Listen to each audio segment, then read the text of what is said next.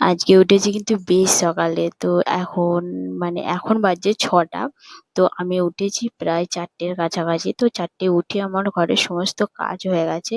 এবার আমি রান্না বসাবো।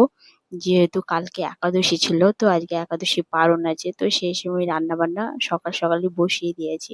তো নিরামিষ রান্নাবান্না হবে আর যাবো পুজো করাতে। যেহেতু আজকে 1st জানুয়ারি, তো মন্দিরে যাবো পুজো করাতে। আর পারণটাও তোমার টাইমের মধ্যে করতে হবে। তো সেই হিসেবে সকালবেলা উঠতে একটু হুটোপুটি হয়ে গেছে। তো সকালে হুটোপুটি বলতে এতটা সকালে ওঠার পরও যেন মনে হচ্ছে কাজ শেষ হচ্ছে না। আর দ্বিতীয়ত এতটা ঠান্ডা কি বলবো। আর আজকে যেহেতু 1st জানুয়ারি, তো আমি সবাইকে সবাই বলতে অনেকে অনেকটা সকালে উঠিয়ে দিয়েছি যে একটু তাড়াতাড়ি উঠে পড়। তো অনেও প্রায় 5টার কাছে উঠে পড়েছে, কিন্তু রূপু 6টার মধ্যে উঠে পড়েছে। ওকে কেউ ওঠায়নি, ও আমাদের আওয়াজ শুনেই উঠে পড়েছে। তো দেখো আমি সকালবেলা আজকে যেহেতু বৃহস্পতিবার, তো সেই হিসেবে ভাবলাম চলো একটু আলতাও পরে নিই।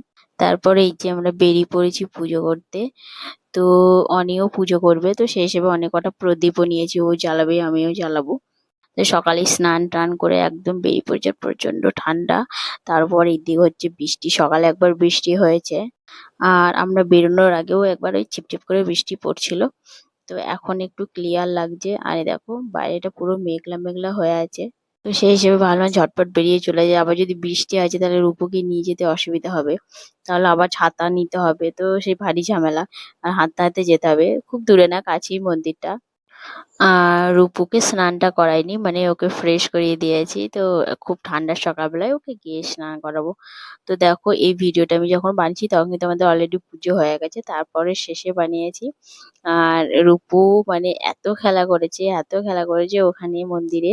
ও পুরো সক্স পুরো খারাপ করে চলে এসেছে। উপর দিকটা ভালো লাগছে, কিন্তু সক্স গুলো নিচে দিলেও সত্যিই সব নোংরা হয়ে গেছে। তো ভালোই হলো, সকাল সকাল পুজো হয়ে গেল, মনটাও খুব ভালো লাগলো। 1st জানুয়ারির দিন বেশ পূজা আর্চা করে চলে এলাম।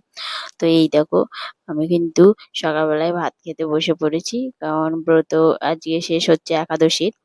আর আমি খাবারে বানিয়েছিলাম আলু ভাজা, বেগুন ভাজা। অনেকেও আলু ভাজা মুড়ি মাখিয়ে দিয়েছি। আর আমি পারণের থালিতে বানিয়েছিলাম তোমার বেগুন ভাজা, আলু ভাজা আর ফুলকপি আলু দিয়ে পোস্ত করেছিলাম, আর ভাত। তো সকাল সকাল রান্না তো ওই জন্যই বসিয়ে দিয়েছিলাম আজকে। সবটা ম্যানেজ করতে খুব কষ্ট হয়। পুজো দিয়ে এসে তারপরে এখন রান্না করলে আমার পারণটাও করা হতো না গো।